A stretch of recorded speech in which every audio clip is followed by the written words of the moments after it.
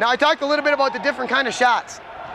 The way I've been setting up in the screen, I've been sitting stationary. So if Becca doesn't come, I'm able to knock this shot down right here, okay? The other option, some of you junior players, you want to be a threat as you roll in as well, so you got that option of taking that shot, and I'm going to be ready to knock down this shot. The tricky part about rolling in is you got to find that up as loud as I can. Sorry, I'm trying to be as loud as I can. The other tricky part about that is that you got to be ready to shoot when you roll in, and you want to make sure you're rolling to take the shot where you want from behind the screen. One thing that we see a lot in juniors is you'll line up really well behind the screen. This is a great spot to take this shot and to be a threat. Well, then what juniors tend to do is they want to roll this way, and they end up taking the shot from right here. What happens is Becca's going to be able to play me a little bit tighter as a shooter because I've taken myself out of position. So that's something you guys can work on as players and coaches, is lining up where you want to take that shot behind the screen. So we talked about stationary, talked about rolling, and then something different, you know, some of the players that are working on their range and got a little bit of a fadeaway, it makes it a little bit more difficult if you can fade and be able to hit this shot. So when I come back here, if I have the option of fading away and creating a little space between the defenders, then it makes it even more urgent and more space for the defender to get out on that shot, okay? But in terms of offensive strategy, that's how we break it down. We start all of our offense with a two-person game, and to get into the two-person game, you need some fundamental skills. You have to be able to dribble with your right and left hand. You have to be able to dribble with your right and left hand and keep your head up. You have to be able to pass with your right and left hand, and you got to watch your fundamentals about where you release on that pass, and then, you know, you got to work on some of that shooting stuff as well. And then to get into this two-man game, we talked a little bit about seals and picking and rolling and things along those lines. But that's pretty much how we break down the offensive strategy. From there, you get into, like I said, swinging around from where the defense rotates, but that's kind of the next step of it. This is where we break down pretty much the basis of offense. Anybody got any questions? Yeah. You showed them the problem with having too much space where you can be jumped. Can you show the problem if you get too close to the screen? Good. And you know, hung up on your players? Dave brings up a great point. We talk about the spacing for you behind the screen. If you have too much space and I'm a shooter and Becca jumps, come on, Bex. Okay?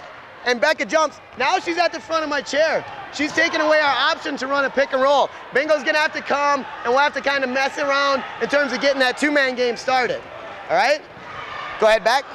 Now, the other thing that we tend to see, if I sit right here and I don't have enough space, there's a couple things that can actually happen. If they do jump, Brian and I are gonna get gummed up on each other, and we're not gonna be able to run that pick and roll quite as cleanly, quite as well as we want. But the other thing is, if I try to shoot right here, Becca and Steve are both awfully close to that shot.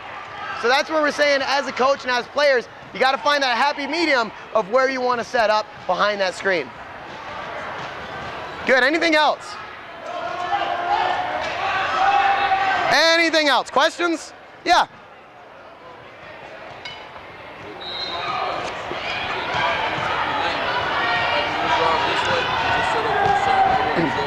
Yeah, that's a good question. We talked about that a little bit earlier. He talked about when I drove off of my pick and roll, and I said there's gonna be times when I drive to set up for a mid-range shot and times when I drive for a layup.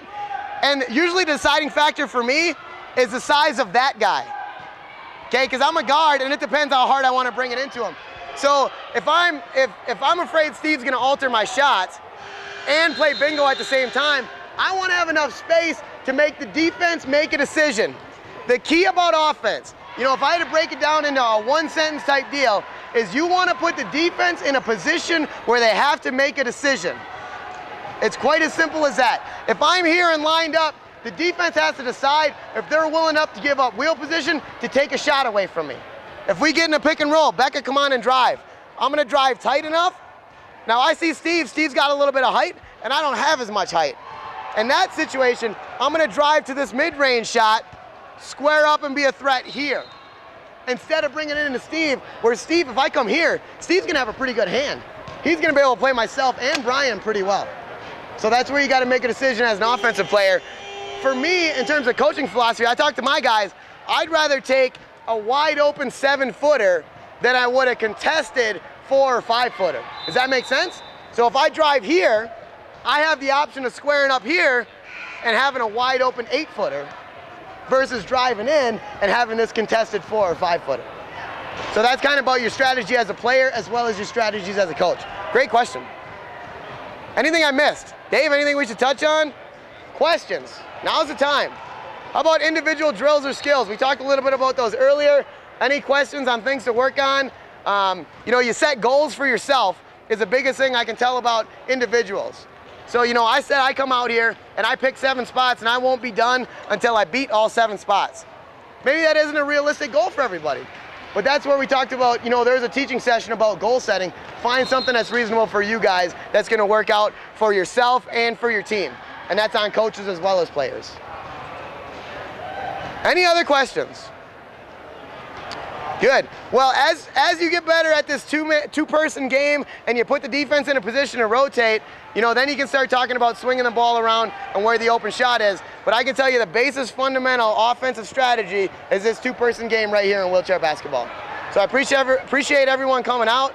And we got some handouts. If you'd like some handouts, it talks about some of those drills. It has my email on there. Contact me with any questions that you have or if you need some additional copies. So thanks for coming out.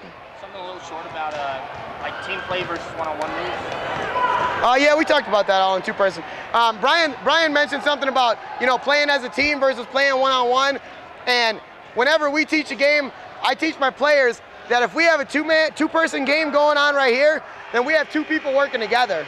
And then the person at the free throw line knows that's going on, so they're gonna hold and wait for the defense to rotate.